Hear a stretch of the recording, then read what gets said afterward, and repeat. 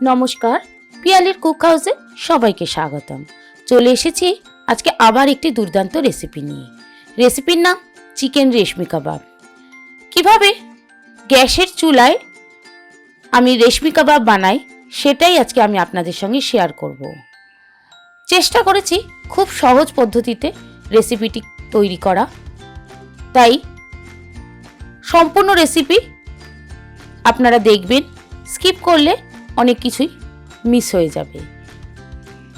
বিয়েবাড়ি বা অনুষ্ঠান বাড়িতে আজকাল দেখবেন স্টার্টারে এই রেশমি কাবাব আমরা খেয়ে থাকি। কিভাবে আমরা রেশমি কাবাব ঘরে সহজে বানিয়ে নেব আজকে আমি সেটাই আপনাদের সঙ্গে শেয়ার করব।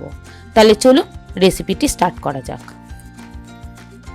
আমি এখানে 500 গ্রাম চিকেন ব্যবহার করেছি, বোনলেস।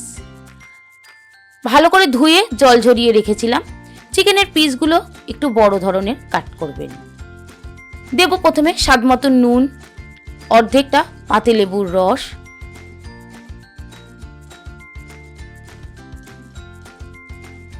এক চামচ আদা বাটা, এক চামচ কাঁচা লঙ্কা বাটা, 1.5 চামচ রসুন বাটা দিয়ে খুব ভালো করে চিকেনটাকে মাখিয়ে আধ ঘন্টার জন্য রেখে দেব। আমার নতুন বন্ধুদের কাছে অনুরোধ রইল, আমার রেসিপিগুলো যদি ভালো লেগে থাকে চ্যানেলটিকে সাবস্ক্রাইব করবেন, পাশে থাকা বেল আইকনকে দাবিয়ে দেবেন। যখন নতুন কোনো রেসিপি আপনাদের সঙ্গে শেয়ার করব নোটিফিকেশনটা তাহলে পৌঁছে যাবে। দেখুন চিকেনগুলো একটু লম্বা ধরনের আর একটু চওড়াভাবে কেটে নেবেন। আপনারা যখন বাজার থেকে চিকেন কাটিয়ে আনবেন তখন তাদেরকে কাবাবের পিস বললে কিন্তু ওরা ঠিক এইভাবে কেটে দেবে। যদি বাড়িতে কাটতে অসুবিধা হয় দোকান থেকে অবশ্যই কাটিয়ে আনবেন। এবারে আধ ঘন্টা আমার হয়ে গেছে।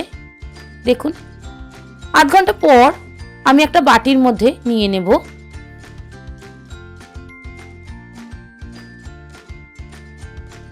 2 চামচ জল ঝরানো টক দই, নেব 1 চামচ সাদা মরিচ গুঁড়ো বা মরিচ গুঁড়ো, হাফ কাপ ফ্রেশ ক্রিম, কিছুটা নর্মাল চিজ, আমুলের চিজ ব্যবহার করি, হাফ চামচ গরম মশলার গুঁড়ো, একটা জায়ফলকে এভাবে অর্ধেকটার বেশি ঘষে দিয়ে দেব এর মধ্যে। আপনারা যদি জায়ফলের গুঁড়ো আপনাদের কাছে থাকে তাহলে সেটা ব্যবহার করতে পারবেন। দেব কিছুটা ধনেপাতা কুচি, তবে কখনোই ধনেপাতা বাটা দেবেন না, তাহলে রেশমি কাবাবের কালারটা কিন্তু চেঞ্জ হয়ে যাবে। কাবাবটা থাকে একদম হোয়াইট, তাই জন্য কাবাবের কালার যাতে চেঞ্জ না হয় তাই ধনেপাতাটাকে ছোট ছোট করে কেটে দেবেন। সমস্ত কিছুকে খুব ভালো করে একটা হুইস্কের সাহায্যে মিশিয়ে নেব। মেশানো হয়ে গেছে আমার। এবারে এর মধ্যে দিয়ে দেব আগে থেকে ম্যারিনেশন করে রাখা চিকেনের পিসগুলো, দিয়ে খুব ভালো করে সমস্ত কিছু চিকেনের মধ্যে আমি মাখিয়ে নেব। দেখুন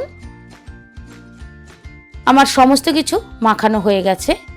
এবারে একটা ক্লিং র্যাপ পেপারের সাহায্যে খুব ভালো করে এটাকে এয়ার টাইটভাবে আটকে রেখে দেব।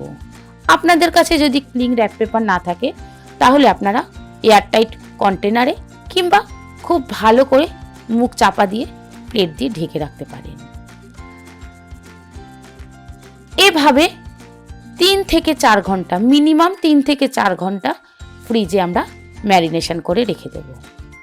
যতক্ষণ ধরে ম্যারিনেশন করবেন কাবাব কিন্তু ততটাই সফট হবে এবং ঠান্ডা হয়ে গেলেও সেটা শক্ত হবে না।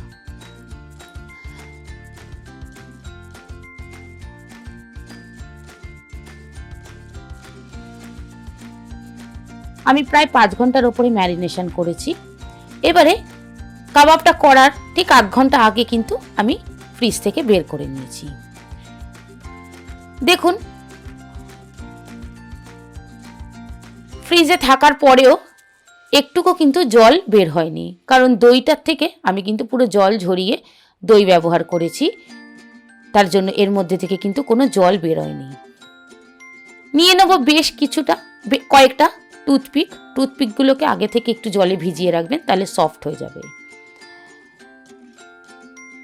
এবারে টুথপিকের মধ্যে একটা একটা করে এই চিকেনের পিসগুলো গেঁথে নেব। আপনাদের কাছে যদি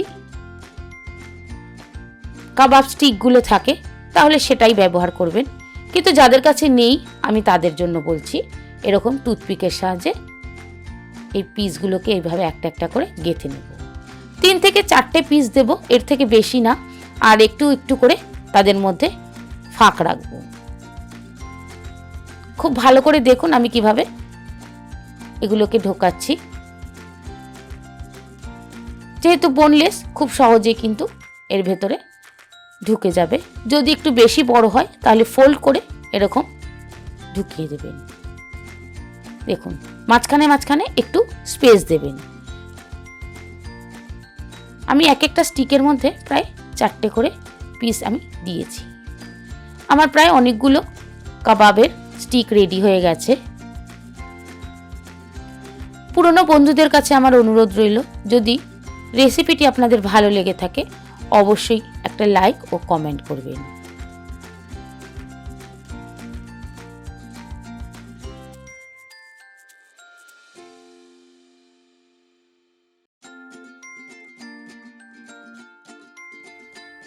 দেখুন আমার কাবাবগুলো অনেকগুলোই প্রায় রেডি হয়ে গেছে। এবারে একটা তাওয়া প্যানের মধ্যে একটু বাটার দিয়ে আমি ব্রাশ করে নেব। আপনাদের কাছে যদি এরকম তাওয়া প্যান না থাকে নর্মাল ননস্টিক প্যানের মধ্যেও কিন্তু করতে পারেন। আমার কাছে এটা আছে বলে আমি এটা ব্যবহার করছি। এবারে একটা একটা করে স্টিক আমি প্যানের উপরে বসিয়ে দেব। গ্যাসের ফ্লেমটা মিডিয়াম টু লোতেই থাকবে। ঠিক 10 মিনিট করে এক একটা সাইড আমি এটা ফ্রাই করব।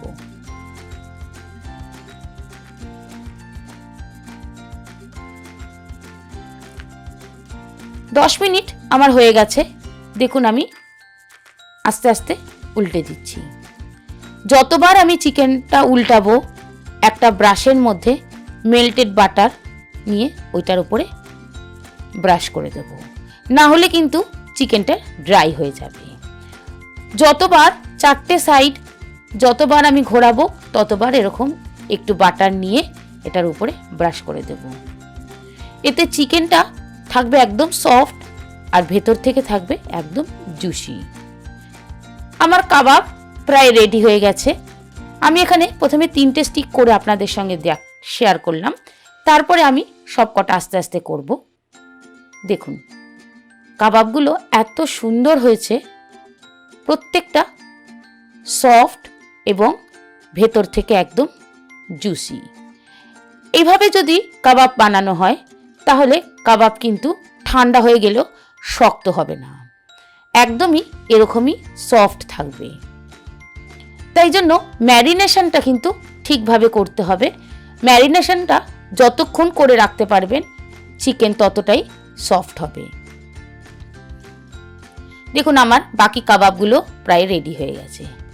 তাহলে এবারে নিউ ইয়ার বা ক্রিসমাসে যখনই মনে হোক, আগামী দিনে বেশ কয়েকদিন ছুটি আছে টানা, সেই ছুটিতে এবারে বানিয়ে ফেলুন রেশমি কাবাব। সম্পূর্ণ রেসিপি দেখার জন্য ধন্যবাদ।